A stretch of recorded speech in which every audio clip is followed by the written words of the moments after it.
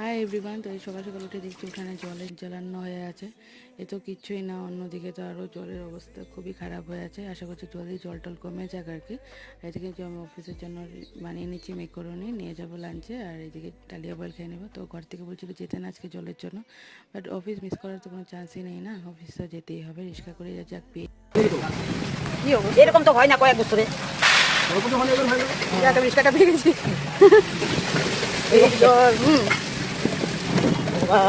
এবার জন্য বাসায় নিব নাকি কে জানে।